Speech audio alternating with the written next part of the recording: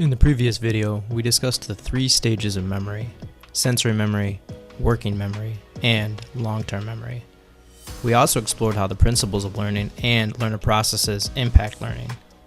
Today we will introduce three demands of cognitive processing that also impact learning: extraneous processing, essential processing, and generative processing.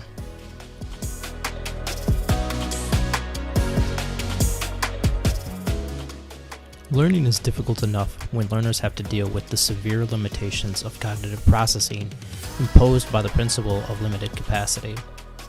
Essentially, learners can only organize and conceptualize a limited amount of new information at any given time. Now we get into additional demands of cognitive processing, each of which has a unique impact on the quality of learning that learners experience. Extraneous processing is cognitive processing that does not support the instructional objective of a lesson.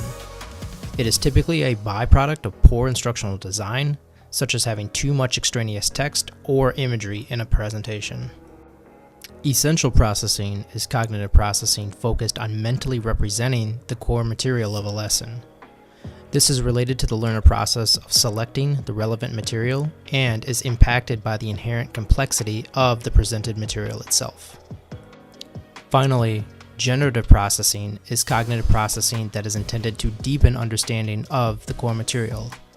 It is associated with the learner process of organizing and integrating new knowledge with pre-existing knowledge. Motivation is key here as the learner strives to make sense of the material. Instructors can support generative processing through instructional methods that promote genuine engagement when presenting concepts and materials. In the weeks ahead, we will begin introducing a number of teaching techniques that account for these various demands on cognitive processing.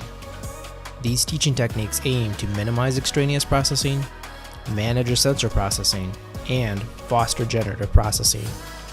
We'll begin next week with the multimedia principle, which helps to foster generative processing by presenting spoken words together with on-screen text and images.